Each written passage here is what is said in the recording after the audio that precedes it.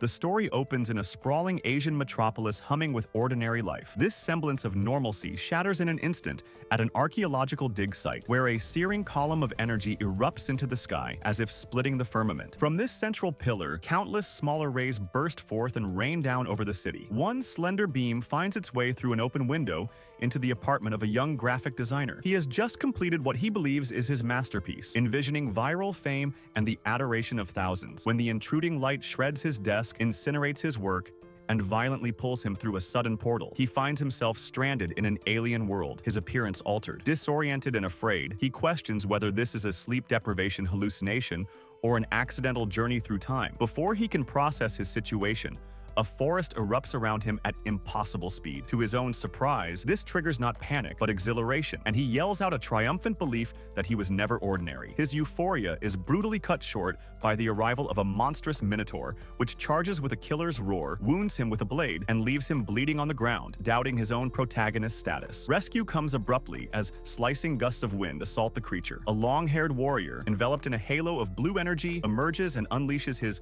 3-star demonic wind technique, conjuring 2 enormous blue dragons that obliterate the monster with a single devastating impact. Our protagonist claps in shock, overwhelmed by how cool everything looks. But when the beast regenerates and returns, he immediately screams and runs for his life, asking where the newbie guide is. But then the light that had transported him turns pitch black, twists into the shape of an invincible sword, and starts chasing him. So, the long-haired warrior stares in disbelief, wondering how the hell that random newbie is running with demonic wind behind him while dodging every attack. Our boy climbs a tree, thinking it will save him, but all it does is let the beast smack him again. Yet somehow, he lands perfectly on the monster's shoulders like pure dumb luck, and at that moment, the flying sword falls straight onto the creature's head and explodes it into dust. The next morning, he wakes up back in the real world, lying on the street with no idea what happened, thinking everything was just a stupid dream until a dog approaches him carrying a tiny strange creature on its head. The boy's eyes widen, and he screams in excitement, calling it the sacred messenger Gilla, confirming everything was real. Later, he rushes home, immediately giving his cat's old toys to the creature. But the furious little thing yells that it's not a pet, but a divine beast that protects the great formation of the world. And when the boy mocks its size, its shape shifts into its true massive heavenly form, making him freeze. The creature introduces itself as Heron, a guardian who has protected the 3 worlds for thousands of years, and scolds him for acting like an idiot, saying that if it hadn't given him the divine sword Excalibur last night, he'd already be dead. The boy finally realizes the sword he used against the monster had a legendary name, but Heron grows serious and explains that the ancient seal has weakened, allowing more demonic winds to slip into the 3 worlds to destroy them. And the disturbance comes from the heterodox world, causing energy instability everywhere. Meanwhile, in another part of the city, the long-haired warrior rides in a luxurious car as his driver takes him to his next mission, and his system notifies him that the sheep-headed demonic monster has been eliminated. But the mission report says the one who killed it was our protagonist. He becomes furious, unable to believe that a nobody stole his kill. Back to our boy, he pedals his bicycle around the city doing deliveries, while Heron sits on his head, complaining that he hasn't seen the human world for 500 years and everything has changed. Suddenly, Heron asks if there are 2 divine beasts guarding the formation. The boy nods and proudly tells him to look to his side, only for Heron to turn and see a little bubble-shaped creature. Heron instantly calls it the dumbest spirit in all 3 worlds, and the bubble creature hits back, calling him stupid too, making the protagonist realize both have the same mother. Later, the Divine Beast group chat starts buzzing when they see a video of our protagonist doing hero acts on the street. But since normal humans cannot see demonic creatures, everyone thinks he is mentally unstable, and the media calls him schizophrenic. The psychiatric hospital even sends a doctor to collect him, and the system suddenly issues a warning to all users because the Night Sword has broken the law of the Chosen One and influenced civilian life. His preliminary evaluation is level 1 dangerous capture immediately. All players go insane with excitement, unable to believe that the idiot is actually a Night Sword. Instantly, our protagonist is summoned as the Night Sword before the court of the fantasy world, where powerful superiors demand he answer for his crimes. The poor boy stands there trembling, completely confused, asking what law he even broke, only for the judges to glare and tell him to stop pretending to be dumb, because this is only the beginning. As the court session continues, Lin nervously glances at his phone and notices that the mysterious voice of a 1,000 Miles application has been installed without him realizing. But he pretends to know nothing, so the judges, slightly annoyed, tell him that before his Official punishment? They'll only find him and send the invoice to his real-world mailbox, and later, he'll receive a detailed list of sanctions once the case is closed. After wrapping up, the court officials check his profile, record, and are completely shocked to discover that his spiritual pet is actually a divine beast. So they immediately change their attitude, approaching him with forced smiles and congratulating him politely, wishing him luck on saving the world. But the second they return to their office, they explode into laughter, mocking him for seriously believing that the bubble creature is powerful. Lin, watching through a window, tells Heron that he knew they'd laugh because he too thinks the creature looks like a bubble, which enrages the divine pet, and it starts punching him while he remembers Len had asked it to reveal its true form earlier. Suddenly, the bald court officer returns, asking why they're still lingering, and with a smile tells them that the hall is now closing. So Lin steps into the portal and arrives in a breathtaking futuristic fantasy city, excitedly asking the divine beast what they should do next, but all he receives are angry punches because Heron still hasn't forgiven his earlier comments. Lin then starts practicing dramatic fight poses right in the middle of the street, making two young passersby think he's mentally unstable until the girl quietly asks if that isn't the knight's sword. And the moment the boy hears it, he shouts Lin's name, causing a crowd to gather around him. The girl whispers that ever since Lin appeared, he somehow gained the attention of Dubit, and the only person who ever did that besides him was the skeleton genius. Suddenly, another girl storms in angrily, saying that comparing Lin to the skeleton genius is an insult because the skeleton genius earned fame through great feats, while Lin only gained attention for being stupid, pointing at him loudly and yelling that he's not qualified to be compared to anyone. Hearing this, Lin overhears that one of the famous feats is called the prophetic jade test of the whirlwind falcon, so he rushes to the test site. There,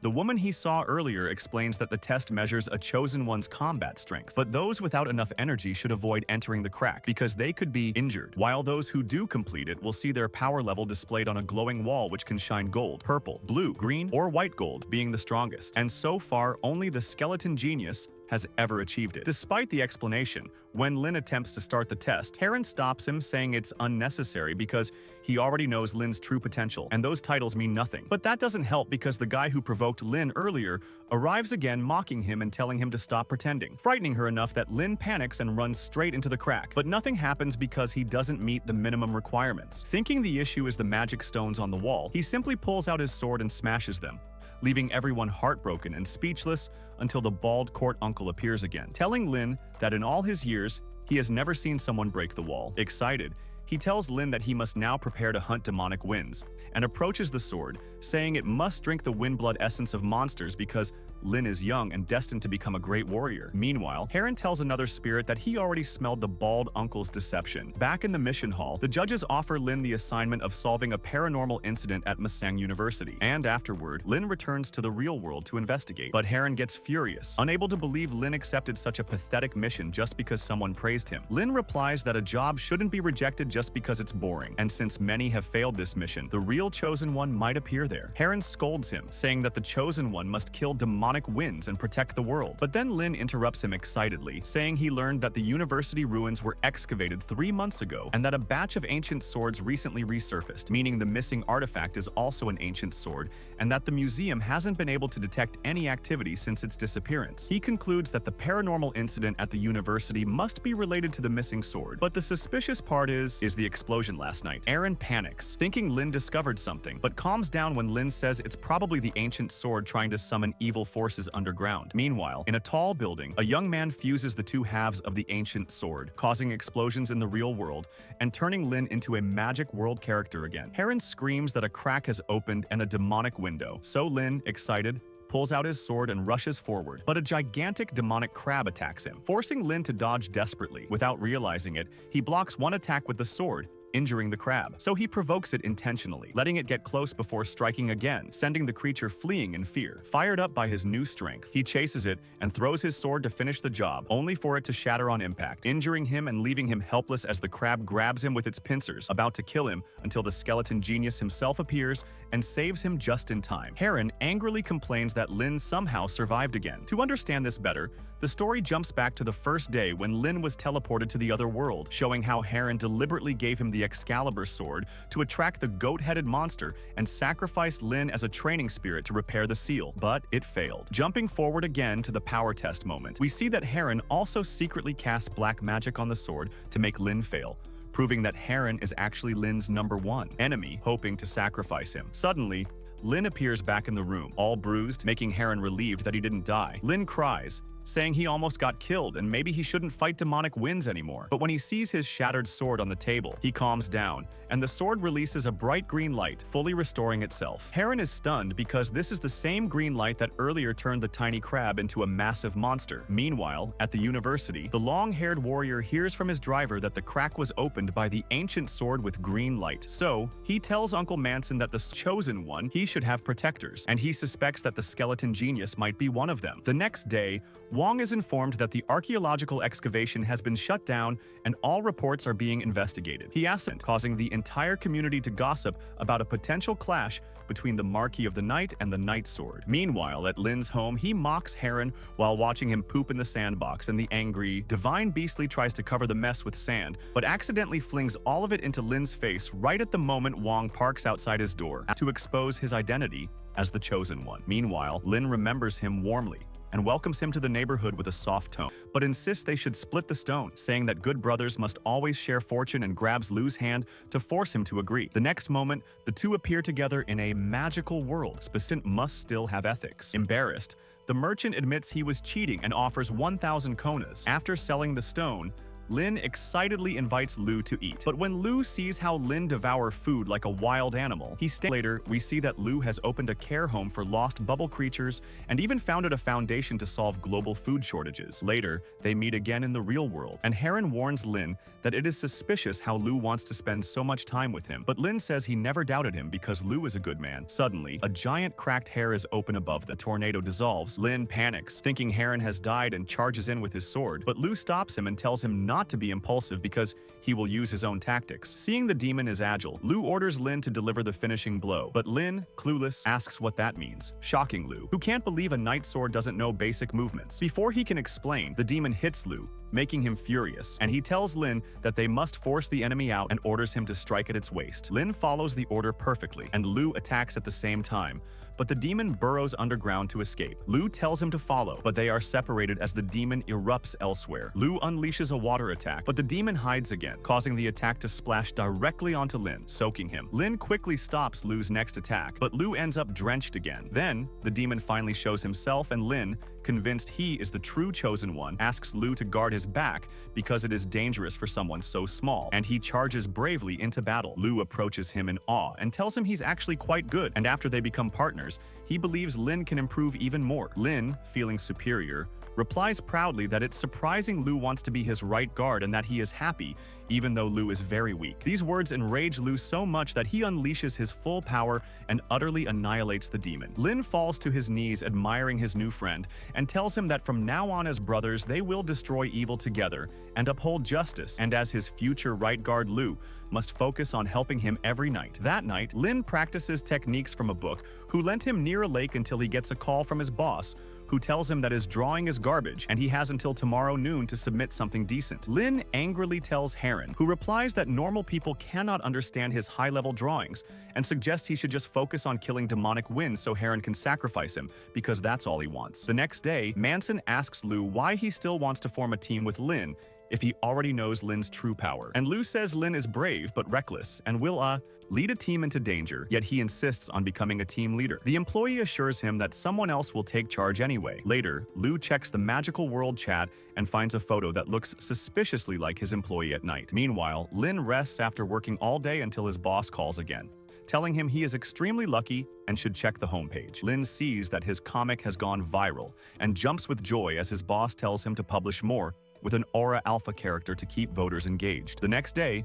while delivering orders, Lin is extremely happy, but Heron angrily demands to know when he will finally fight demonic winds instead of wasting time. And Lin says he can't handle that now and wants to focus on drawing his comic. Suddenly, he hears a girl screaming for help and punches the man bothering her, only to realize he has accidentally ruined the filming of a movie. He apologizes while the director notes down all the damages he must pay. The actress sits down, annoyed because her food hasn't arrived, and sends a reminder which makes Lin's phone ring. He apologizes and tells her she can give him a bad rating if she wants, but instead, she kindly invites him to eat with her. He accepts. But then a photographer searching for gossip arrives and asks Lin why he appears everywhere, and even calls him a night sword. High above, Aaron senses another crack opening and believes it is time to finally sacrifice Lin. Meanwhile, Lin runs heroically inside the crack, thinking he must save the world, and encounters a powerful demon whose breath attack sends him flying. Lin gets up furious, saying what doesn't kill him makes him stronger, and charges again. But the demon traps him between sharp rock pillars and prepares to kill him. Heron celebrates,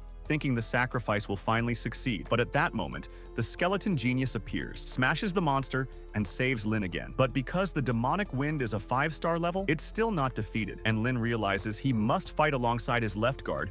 He breaks out of the trap and attacks with everything he has. And when the enemy disappears, the skeleton genius smiles, ready to fight together until the monster returns with killing intent. With Lin's guard down, he is about to die, but Skeleton Genius deflects the attack and saves him again. Suddenly, Lin's sword glows with green light and shoots toward his partner, forcing her to dodge and keep fighting. Lin desperately tries to control the sword, but to avoid further problems, she traps him inside a barrier and tells him to stay still while she unleashes her full power, defeats the demon, and closes the crack. Once released, Lin climbs the building where the skeleton genius stands, and it's revealed she is the same actress he delivered food to earlier. That night, Lin goes to Lu's house, where Lu immediately clarifies that he is not captain of anything, and also that Lin's comic drawings are ugly. But Lin ignores it and says that when he asked the skeleton genius to be his left guard, she rejected him because she hates dogs. So like a dog, he begs Lu to teach him how to deal with women since Lu seems experienced. Lu replies that to woo girls, he needs skills, boldness, confidence, and shameless persistence. The next day, at the Wangwei Entertainment Building, the girl meets with LK,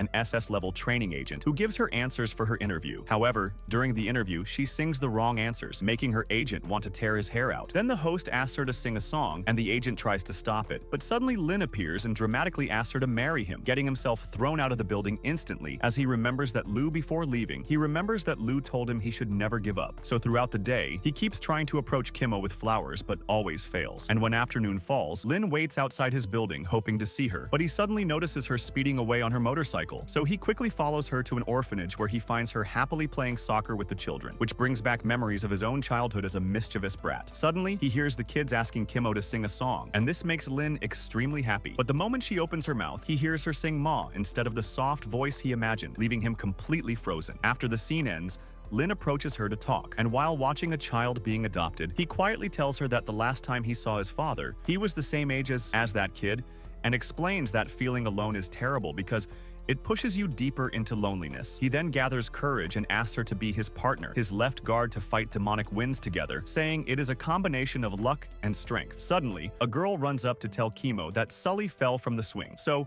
both of them run with Lin to help her. At the end of the day, Kimmo tries to escape from him, and when she is about to leave on her motorcycle, Lin gives her a bag of food, but she coldly rejects it, saying she doesn't need food and definitely doesn't need a teammate. Lin realizes she heard him talking earlier about forming a team, so he jumps on his bicycle to chase her, shouting that no matter where she goes, he will not give up. Annoyed, she stops in the middle of the street. But because Lin's bicycle has no brakes, he crashes directly into her, sending her motorcycle flying into pieces. Lin apologizes and promises to take full responsibility, but she cuts him off and tells him to shut up. Minutes later, an ambulance arrives, and people tell Lin that she will probably stop talking to him within a few days. That night, the photographer who caught Lin earlier shows the stolen university sword images to the boy who stole the artifact and asks what he wants to do, and the boy says he must teach Lin a lesson. Meanwhile, in the hospital, Lin wonders why Kimmo doesn't want to be his partner, when suddenly he receives a call reminding him his fine is overdue. Hearing this, he remembers he must pay compensation for ruining a movie recording, meaning he is drowning in debt. He thinks maybe he can earn money with his comics, but just then, his boss calls angrily to inform him that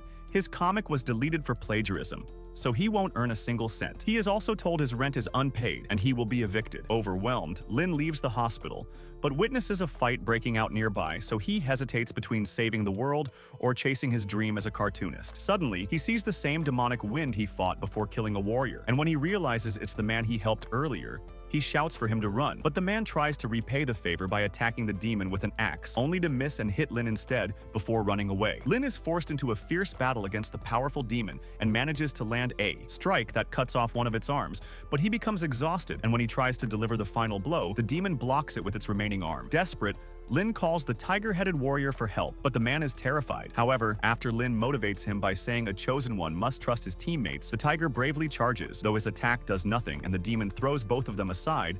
then starts regenerating. Lin screams that the demon is cheating and unleashes his killing wave, cutting the enemy into pieces, but the monster instantly reforms, even bigger than before. Meanwhile, Lu receives a paper revealing details about the weapon, explaining that the demon's upper body and lower body are illusions, and as long as the real core survives, they cannot kill it. Lu tells Manson that demonic winds are becoming stronger, making solo battles impossible, and Manson reassures him that he has bought Lin's apartment, so when Lin becomes homeless, he will seek him out naturally. At that moment, Luke gets a notification summoning all Chosen Ones to the Akar Rift because the Knight's sword is fighting alone. While Lin tries to escape with the tiger, the demon transforms into a giant turtle and traps him between rock spikes to force him to watch his friend die, which makes Lin burst with furious energy. He breaks free and unleashes a shocking power that burns the demon completely into ash. Lu and the tiger stare in disbelief that such strength came from a rookie. As soon as the battle ends, Lin runs to his apartment to see if anything was stolen. And when he finds everything intact, he hugs Heron tightly and cries because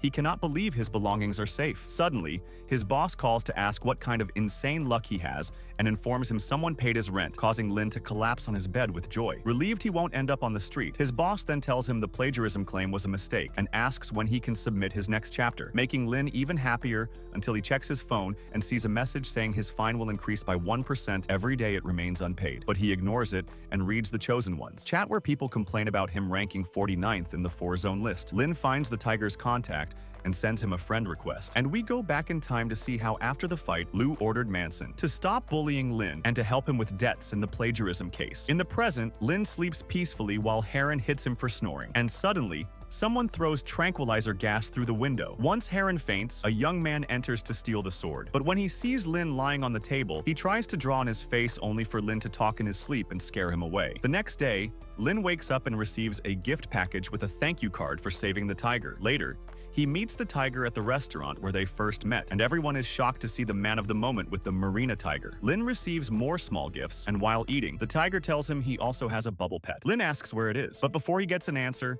they hear people mocking the tiger for being effeminate, which makes Lin furious as he storms outside and shouts that the tiger-headed warrior is his best friend. And though he won't beat those bullies now because they're holding him back, anyone who insults his friend again will die. When they sit back down, the tiger explains that during a live stream, he realized Lin's sword may be possessed by a spirit and warns him to be careful. But Lin doesn't take it seriously and starts asking him for help with story ideas. The tiger shilly asks if he wants ideas for his comic, which makes Lin extremely excited when he hears he even received tips from him. Hours later, Lin texts the tiger, who is actually a girl, to ask who her favorite character is. She says it's Skeleton Genius, the left guard. So Lin tells her he will open a story conference at Mingan University and asks if she wants to join him, but she says she has something else to handle. That night, Lin hits 10,000 views and invites the tiger to celebrate with him and bring her blue bubble pet. The next day in the park, he meets the actor he once hit and mistakes him for the tiger. But then a shy girl approaches and reveals that she is the tiger's real identity. When Lin asks why she uses a voice changer, she says people avoid her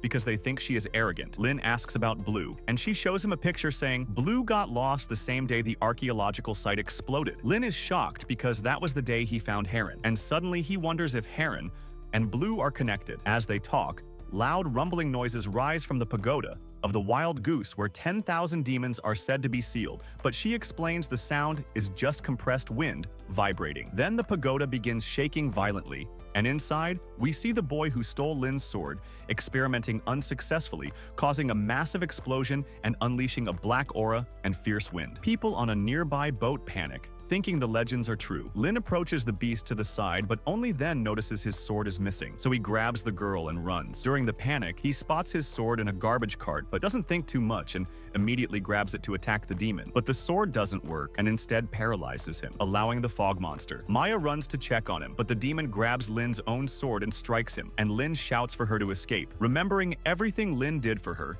she activates her tiger form and declares she will never let the monster hurt her first friend, then launches a fierce attack, summoning 2 fire tigers to push the demon back. Suddenly, the blue fog monster appears from the bushes, revealing it is actually Blue under a curse. Meanwhile, Lu scolds the young boy for causing the explosion and confirms that Lin's sword has transformed into the ancient green sword's new breath. The boy insists the fog monster was influenced by the weapon, and Lu tells him experimenting on someone else's sword without permission deserves punishment. The next day, Lin dreams of his father and unknowingly tries to jump from the window, but Maya bursts into his room and stops him, telling him life can be unfair, but that isn't a solution. Lin asks her to let go because they're on the ground floor and she's crushing them against the window. Later, they go to a special inpatient hospital department where Dr. Waka examines Lin. Lin tells him they're friends, and he always brings her food, but the doctor says his brain damage is severe, and he has hallucinations and self-sabotage tendencies. Maya adds that when she searched his room for clothes, she saw his browser history filled with strange occult spells, and even found a box of forbidden 5 dragons pills that slow brain signals, cause drowsiness, and accelerate heart rate. After the diagnosis, she asks if she can join Lin's fighting team, but when he hesitates, she calls him a brat and tells him not to embarrass the department. Outside,